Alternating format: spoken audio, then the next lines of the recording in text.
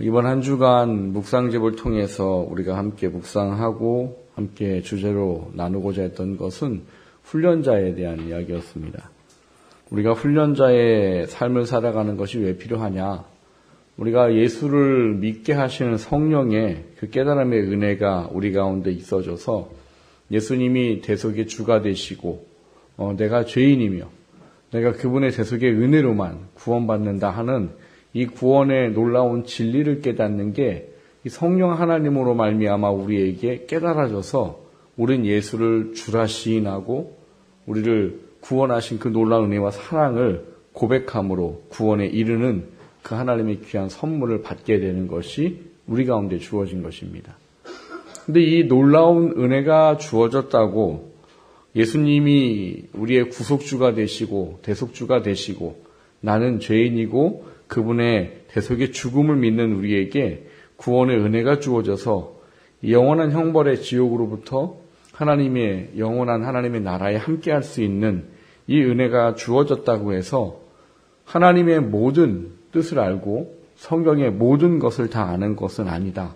이렇게 말씀을 드렸습니다. 그래서 주일날 제가 이 사도행전 10장에 있는 이야기를 가지고 베드로와 이 고넬료라는 사람을 만나게 하신 이유가 그들이 서로 몰라 하나님의 은혜를 잘 알지 못했던 것들을 두 사람을 만나게 하심으로 깨닫게 하셨다라고 말씀을 드렸어요. 성령이 임하셨다고 해서 우리가 하나님의 뜻을 모두 알고 이 영원한 세계를 알고 영원한 가치를 알게 되느냐? 그렇지 않다는 거예요. 그래서 우리가 늘 말씀과 또 기도와 또 훈련의 여러 가지 과정들을 통해서 우리가 하나님을 더 깊이 알아가고 하나님이 우리를 향한 본질과 우리가 어떤 자인지에 대한 부분들을 깨달아 아는 그 훈련이 필요하다 하는 이야기를 지난 주일날 함께 말씀을 나눴고 한 주간 여러분들이 묵상집을 가지고 묵상을 하셨다면 훈련에 대한 여러 가지들을 아마 생각해 보실 시간이 있었을 것이라고 생각이 들어집니다. 오늘은 어떻게 보면 이 훈련을 해야 되는 가장 마지막 종착점과 같은 이야기입니다. 왜 우리가 훈련해야 되느냐? 그리고 훈련을 함을 통해서 우리가 정말 원하는 게 뭐냐? 이런 부분에 대한 이야기들이 오늘 우리가 읽은 본문을 통해서 돌아봐줘야 되는 이야기입니다. 오늘 말씀의 제목이 이런 거였죠. 영원한 가치를 캐내는 훈련. 그러니까 우리가 훈련을 많은 것을 하는데 그 훈련하는 것 중에 결국 우리가 종착점으로 찾아야 될 게 뭐냐면 영원한 가치라는 것을 우리가 소유하도록 하기 위함이라는 거예요. 그럼 영원한 가치가 뭐냐? 이런 부분들을 좀 돌아보는 것이 오늘 우리가 좀 살펴봐야 할 이야기일 것입니다. 여러분 묵상집을 쭉 묵상하시다 보면 3일째 때 아마 이 마태복음 13장의 이야기를 가지고 이 훈련을 하는 것에 대한 이 훈련이 우리한테 어떤 것이어야 되는가 그 특성에 대한 부분들을 아마 이 두 가지의 비유를 가지고 살펴보셨을 겁니다. 하나의 비유는 뭐였는가 하면 겨자씨 비유였어요. 겨자씨 하나가 굉장히 작은데 그게 땅에 떨어지면 작게는 1m, 크게는 3m 되는 큰 나무가 돼서 새들이 거기에 기칠 들이고 그늘을 피하고 하는 일들이 생긴다는 거예요. 어떤 여자가 적은 누룩을 가루 서말되는 밀가루에 넣었더니 그게 부풀어서 변화되어지는 그런 어떤 두 가지에 대한 비유를 들어보셨을 겁니다. 그 비유의 가장 큰 핵심은 두 가지였어요. 하나는 뭐냐면 천국의 확장성이라는 거였습니다. 뭐냐면 복음이 내 안에 들어왔을 때 처음에는 그게 뭔지 잘 이게 느껴지지 않고 내가 천국을 간다는 게 뭐지? 천국을 소망한다는 게 뭐지? 이런 부분에 대한 것들이 잘 깨달아지지 않아요. 그런데 하나님이 주시는 그 과정들을 통해서 우리 안에 이 천국에 대한 소망이 우리의 전 인생을 다 채워버립니다. 그리고 천국에 대한 소망이 우리로 하여금 삶의 가치를 바꾸어 놓는 놀라운 일들을 하더라는 거예요. 그게 천국이 우리 안에 들어와서 우리에게 일어나는 변화예요. 그 변화에 대한 문제들이 일어날 때 우리에게 중요하게 제시된 것 중에 하나가 뭐였는가 하면 이 진주 비유를 통한 우리의 깨달음이었습니다. 왜 우리가 훈련하고 왜 우리가 영적 소망을 가져야 되고 왜 우리가 천국을 소망해야 합니까? 라는 이야기를 우리가 이 진주 비유를 통해서 살펴봤던 거였습니다. 그 진주 비유가 뭐였어요? 이 진주를 구하는 장사가 진주를 구하러 다니다가 정말 자기 일생 일대에 이런 진주는 못 본 거예요. 너무 값지고 너무 귀한 거예요. 근데 그 값어치가 어느 정도였느냐? 자기의 집의 모든 재산을 다 팔아가지고 이거를 사도 내게 유익인 진주라는 거예요. 그래서 그 사람이 어떻게 해요? 가서 집이고 뭐고 다 팔았죠. 그래서 그 달랑 진주 하나를 샀어요. 근데 이 진주의 가치를 모르는 사람들이라면 이 사람을 뭐라고 하겠어요? 정신 나간 사람이라고 하죠. 그딴 진주 하나 사려고 무슨 집을 팔고 무슨 돈 뭘 다 팔고 미쳤냐고. 근데 이 사람은 진주 장사예요. 진주의 가치를 알아요. 이 하나의 진주지만 자기가 가지고 있는 것을 다 바꾸어도 이게 훨씬 유익이라는 걸 깨달아 아는 사람이기 때문에 모든 것을 팔아서 진주 하나를 산다는 거예요. 근데 그게 천국 비유예요. 그 천국 비유는 무엇인가 하면 구원받은 우리들이 천국을 소망하며 삽니다 라고 말할 때 그 천국을 소망하며 살아가는 이 땅의 가치가 이 세상의 것을 어떻게 해요? 버릴 수 있을 만한 것의 가치더라 이런 거예요. 그래서 어제 살펴봤던 이 사도 바울의 가치에 대한 문제 속에 보면 그런 얘기가 있었어요. 사도 바울이 그 전에 자기에게 유익하던 것을 다 뭐로 여겼대요? 나에게 해로 여기고. 그런데 그것들을 다 뭘로 여겼대요? 배설물처럼 여겼다는 거예요. 그가 원했던 게 뭐예요? 율법사가 되고 사내들의 공인이 되고 사람들에게 인정받고 출세하고 명예를 얻고 부귀영화를 누리는 거였어요. 그래서 사도 바울은 그거에 전념하느냐고 뭐도 안 했다고 그랬습니까?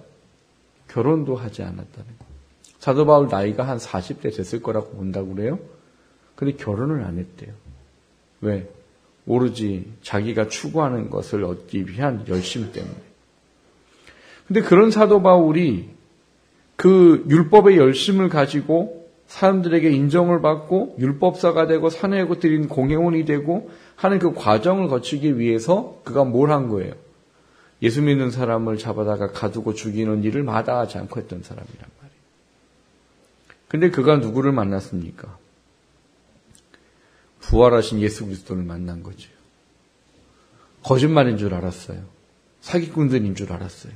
근데 그 부활한 예수님을 만났어요. 그러니까 자기의 인생의 모든 것이 다 허물어져 버리고 예수님으로 말미암는 새로운 세계를 보게 되면서 인생의 가치가 바뀌었다는 거예요. 그 가치가 바뀌고 나니까 사도 바울에게는 복음 외에는 중요한 게 없고 예수님에게 인정받는 것 외에는 중요한 게 없는 사람이 되어버렸어요. 그래서 이 천국의 가치를 깨달은 사람은 이 세상의 육신의 것에 얽매이지 아니하고 하늘의 소망에 육신의 것을 이길 만한 믿음을 갖게 된다는 거예요. 그런데 그 모든 과정들이 저절로 되지는 않는다는 거예요. 항상 뭐가 따라요? 훈련이 따른다는 거예요. 말씀의 훈련과 기도의 훈련이 우리로 하여금 하늘의 가치가 무엇인 줄 알고 그 하늘의 가치 때문에 이 땅의 것을 사도 바울처럼 바라볼 수 있는 힘을 갖게 되도록 하는 겁니다. 오늘 그런 한 주간의 과정 속에서 오늘 우리에게 살펴보고자 하는 마지막 결론은 뭐냐면 이 모든 것들의 종착점은 뭡니까? 이건데 이 모든 훈련의 종착점은 이 영원한 것을 어떻게 해요? 얻고 영원한 것을 소유하고 영원한 것이 내 가치가 되도록 하기 위한 거기에 이르러도 하는 그 모든 것에 우리의 훈련이 초점되어 있다라고 우리에게 본문이 가르쳐주고 있는 겁니다. 오늘 본문 12절을 보시면 이렇게 말합니다. 자녀들아 내가 너에게 쓰는 것은 너희 죄가 그의 이름으로 말미암아 사함을 받았으며 이렇게 전제를 붙이고 있어요. 여러분 천국을 소망하세요? 정말 천국의 소망과 가치 때문에 이 땅의 것들이 내게 그렇게 큰 가치로 유익으로 여겨지지 않으세요? 소리가 작아졌는데요? 이것이 우리에게 왜 가능해야 되고 왜 이것이 우리에게 필요합니까? 라는 그 가장 핵심에 있는 게 12절이에요. 자녀들아, 내가 너에게 쓰는 것은 너희 죄가 그의 이름으로 말미암아 사함을 받았기 때문이다. 우리가 흔히 하는 말로 하면 무슨 얘기예요? 너가 예수 그리스도 말미암아 구원을 받았으니까 너희들이 내가 지금 가르치고 쓰고 하는 이 모든 것이 너희의 삶의 가치가 돼야 된다. 이렇게 말해요. 그러면서 여러 존재들이 오늘 언급되어 있죠. 자녀들아, 아비들아, 청년들아 이렇게 이름하는 존재들을 얘기하면서 몇 가지 중요한 이야기를 합니다. 13절에는 뭘 얘기하냐? 악한 자를 이겼다라고 말하고 14절에는 흉악한 자를 이겼다라고 말합니다. 그러니까 악한 자를 이기고 흉악한 자를 이기는 게 뭐예요? 구원을 받았다는 이야기예요. 뭐로 말미암아요? 예수 그리스도의 이름으로 말미암아 죄사함을 받았느니라 라고 말하는 거예요. 그러니까 죄사함을 받았다면 누굴 이미 이긴 거라는 거예요? 악한 사단의 권세, 우리를 저주로 속박했던 그 속박이 깨어지고 우리는 그 저주로부터 승리했다라고 말하는 거예요. 이 승리가 어떤 승리예요? 죽어 지옥의 형벌에 영원한 형벌을 받아야 될 우리들이 죄로 말미암아 주어진 저주의 속박인 죽음이 끊어지고 우리로 알고 부활의 소망과 영원한 하나님 나라의 소망을 품게 하는 것을 승리라라고 말해요. 구원으로 말미암아 이 놀라운 승리를 입은 우리들에게 오늘 이 사도 요한이 하는 말이 뭐냐 하면 14절에 보면 하나님의 말씀이 너희 안에 거하시며 라는 어떤 중요한 제시를 합니다. 그게 뭐예요? 흉악의 권세를 이기고 여기 나와 있는 악한 자를 이기고 하는 것의 중심에는 뭐가 있던가? 하나님의 말씀이 우리 안에 있음으로 인해 그것이 뭘 하게 해요? 승리하게 한 것의 중심에 있더라라고 말합니다. 이 승리의 구원의 은혜를 받은 사람들이라면 그 사람들이 삶의 가치를 둬야 할 중요성에 대한 문제들을 오늘 15절부터 17절까지 기록을 해놓은 거예요. 15절에서 17절까지 기록해 놓은 게 뭐예요? 너가 구원받았다. 사탄의 권세를 이김을 받았다. 말씀이 너희 안에 있어서 죄의 속박으로부터 저주의 속박으로 끊어지고 승리를 받은 사람이다. 그렇다면 이런 얘기예요. 그 하나님의 은혜를 입었다면 뭘 하래요? 이 세상의 것을 사랑하지 말아라. 그게 하나님의 제시예요. 그게 뭐예요? 영원한 것을 소유하고 영원한 것의 가치를 우리 안에 품게 되는 거잖아요. 그러니까 영원한 것에 대한 가치가 우리 안에 품어지게 되면 우리에게 말씀하시는 게 뭐라는 거예요? 세상 것을 사랑하면 안 된다는 거예요. 왜냐하면 이 세상 것은 누구로부터 비롯되지 않았대요? 아버지로부터 비롯된 게 아니라는 거예요. 하나님께서 우리에게 허락하는 게 아니라는 거예요. 그래서 16절에는 이 세상 것에 대한 것을 뭐라고 말해요? 육신의 정욕, 안목의 정욕, 이생의 자랑 이렇게 되어 있어요. 육신의 정욕이란 말은 이 육신이라는 헬라어는 사륵스라는 단어를 씁니다. 그런데 이 사륵스라는 단어는 성경에 보면 몸, 육신, 육체 이거를 표현할 때 주로 쓰여지는 용법이 좀 분리가 되어져요. 그래서 그냥 우리 몸, 정말 말 그대로 몸을 표현할 때 좀 다른 단어를 씁니다. 근데 이 사륵스라는 단어를 쓰고 우리가 육신이나 육체나 이런 거로 번역을 할 때에는 이 몸이 어떤 몸인가 하면 죄로 말미암는 타락한 육체를 이야기할 때 이 사륵스라는 단어를 써요. 근데 여기에 그게 쓰여졌어요. 그러니까 어떤 거라는 거예요? 타락으로 말미암은 육신이 원하는 욕심. 이게 세상이 우리에게 주는 사탄이 우리에게 취하도록 하는 하나님의 자녀로 합당하지 않은 삶의 모습이라는 거예요. 그게 뭘로 나타나요? 우리에게 정욕이라는 욕심으로 나타나는 거예요. 정욕이라는 말은 성적 욕망만을 이야기하는 게 아니에요. 우리가 육적인 모든 우리 안의 욕망, 하나님이 원하지 아니하고 기뻐하지 아니하는 모든 욕심을 통틀어 말하는 게 정욕이에요. 그러니까 우리가 욕심을 갖고 있는데 그 욕심이 뭐라는 거예요?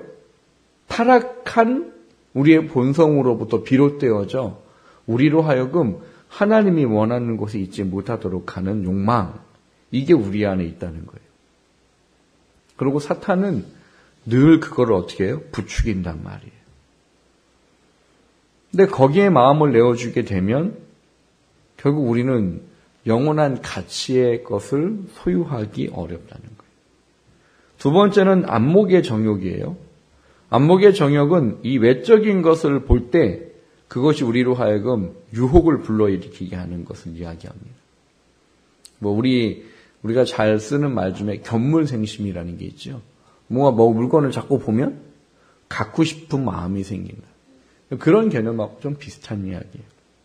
그러니까 우리가 자꾸 세상의 것들을 바라보고 자꾸 그거에 대해 마음을 두고 자꾸 그거에 대해 어떤 우리가 이 사탄이 주는 유혹의 마음을 내어주게 되면 반드시 뭘 할 수밖에 없어요. 거기에 우리의 모든 것을 내어줄 수밖에 없다는 거예요. 그게 여기 말하는 안목의 정욕. 그럼 세 번째는 이생의 자랑. 이생의 자랑은 여러 가지 해석들이 많기는 한데 이걸 주격으로 쓰게 될 경우는 세상적인 물질이나 명성에 대해서 그거를 과대평가해서 자랑하는 허세? 이런 개념이랍니다. 근데 이게 이생의 자랑을 목적격으로 쓰게 되면 세상적인 것에 대한 자랑 이런 말이래요. 근데 이게 그다지 크게 차이가 나지 않아요. 이생의 자라는 건 결국은 어떤 본질을 갖고 있어요. 내가 사람들에게 나타내고 싶고 내가 나한테 자랑거리로 삼고 싶은 것이 뭐에 초점되어 있어요? 이 땅에 육신의 것에 초점되어 있더라라는 거예요. 예전에 한번 그런 경우를 본 적이 있습니다. 그러니까 세미나를 가서 세미나 하시는 목사님이 그런 얘기를 한다는 거예요. 이 구역 예배를 하든 목장 예배를 하든 다락방 모임을 하든 다 이게 이제 교회의 교제잖아요. 영적 교제. 영적 교제를 하는데 앉아가지고 하는 얘기를 가만히 들어보니까 누구네 집사가 50평을 샀대. 그 옆에서 좋겠네. 나는 맨날 30평에 살고 이런 얘기를 가지고 서로 왈가왈부 하면서 자기의 인생을 한탄하고 있더라는 거예요. 무슨 모임에서요? 영적인 교제를 나누는 모임에서. 그분이 속으로 저 모임의 정체는 과연 뭘까? 이런 생각을 했다는 이야기를 잠깐 들어본 적이 있어요. 사탄은 우리가 자랑해야 될 게 성경은 명확하게 기록이 되어 있어요.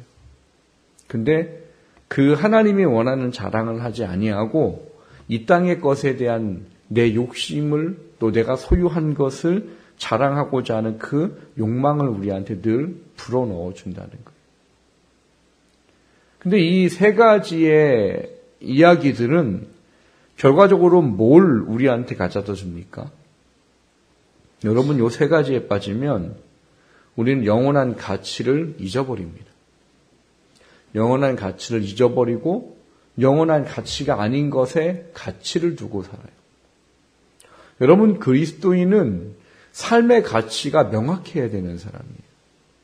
우리 그리스도인이 삶의 가치가 명확해야 되는 건 내 삶을 통해서 구원하신 하나님의 목적과 나에게 맡겨주신 하나님의 뜻을 이루어가고 우리를 구원하신 하나님께 영광을 돌리도록 하는 게 우리의 삶의 가치라고 성경은 말하고 있어요. 그리고 사도 바울은 이것을 이루기 위해서 그가 자랑하는 자랑이 뭐라고 그래요? 나는 나의 약함을 자랑한다라고 말해요.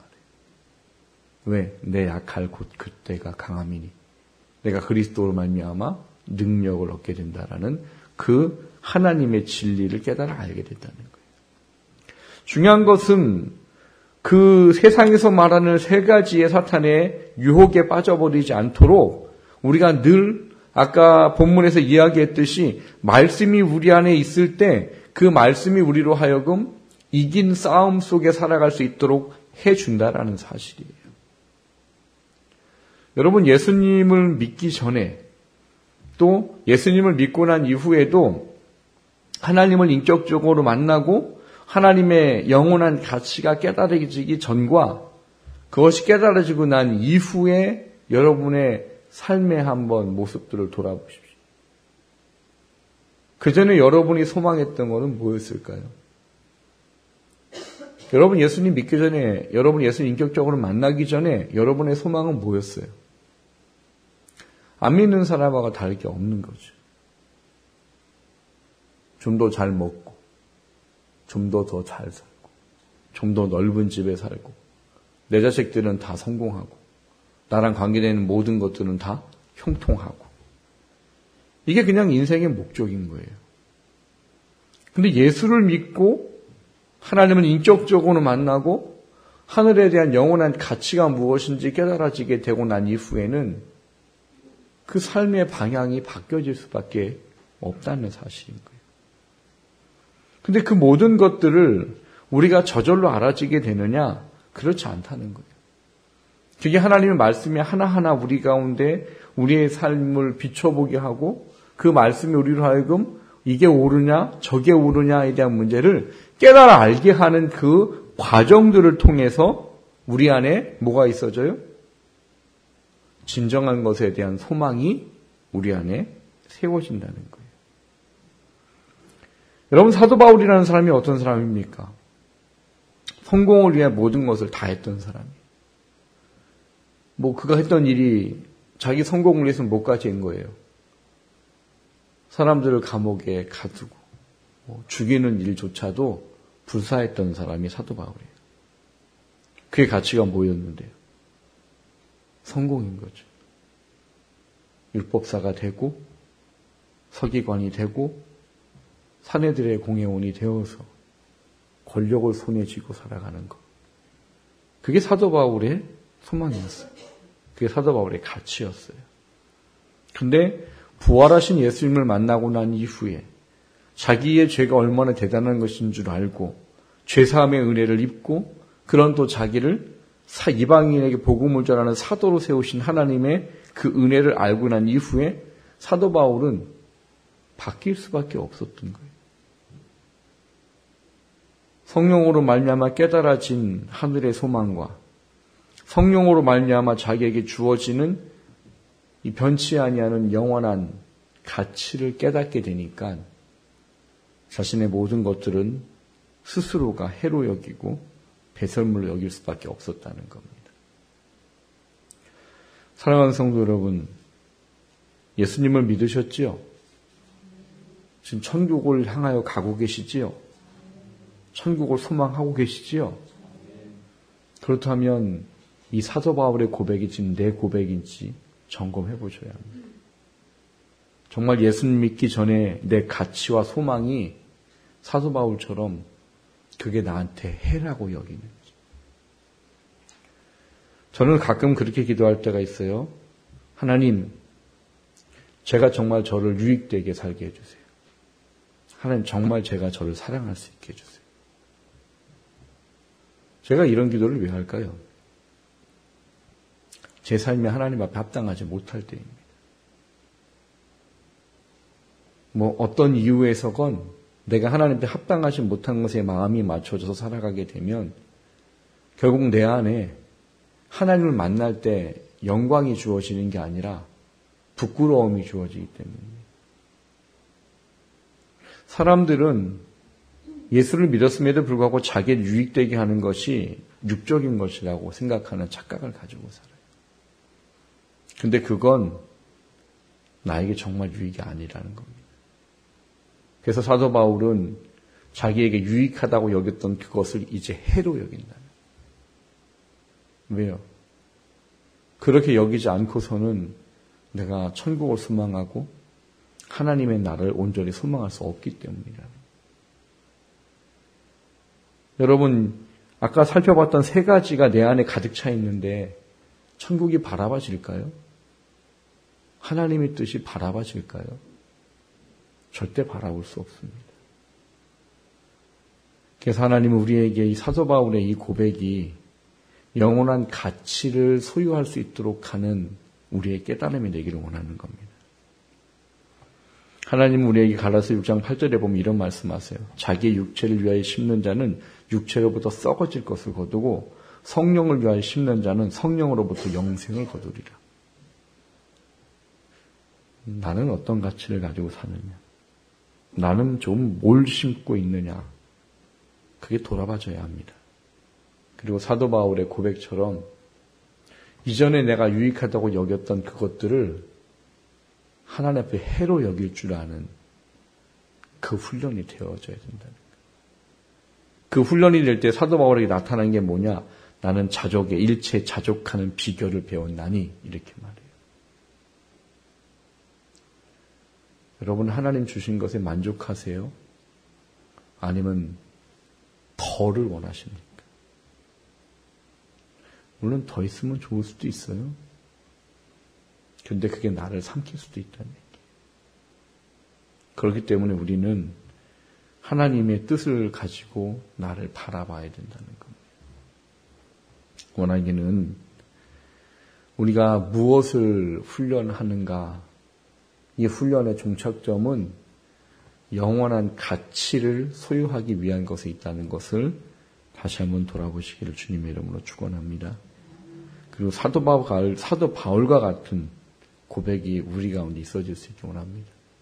전에 유익하던 육신의 모든 것, 육신의 정목, 안목의 정욕, 이생의 자랑, 그게 해로 여겨질 수 있는, 그래서 정말 영원한 가치를 캐내어서 내 가치로 삼을 수 있는 그런 삶이 우리 가운데 있어지기를 주님의 이름으로 축원합니다.